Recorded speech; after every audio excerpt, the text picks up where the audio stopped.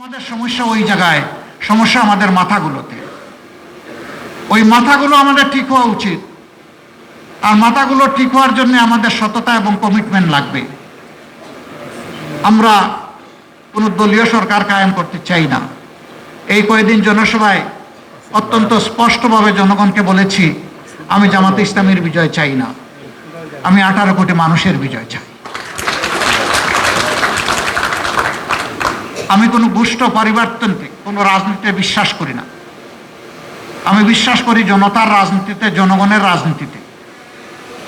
এই জন্য আমাদের ইশতেহার তৈরিতে আমরা জনতার কাছে তাদের অভিপ্রায়, অভিমত, আকাঙ্ক্ষা এবং তাদের পরামর্শ আমরা চেয়েছি। এই ইশতেহার তৈরিতে বিপুল সংখ্যক মানুষ, লক্ষ লক্ষ মানুষ আমাদেরকে তাদের মত দিয়ে, পরামর্শ দিয়ে সহযোগিতা করেছেন। যারা ইশতেহার তৈরি করেছেন আর ইশতেহার তৈরিতে এইভাবে সহযোগিতা করেছেন, আজকের এই মুহূর্তে আমি তাদের সকলের প্রতি গভীর শ্রদ্ধা নিবেদন করছি।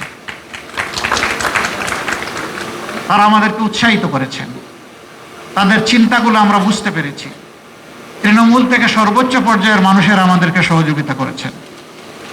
আমাদের যে ইশতেহার, এই ইশতেহার হবে ইনশাআল্লাহ জনবান্ধব, ব্যবসা বান্ধব, শান্তি বান্ধব, শৃঙ্খলা বান্ধব।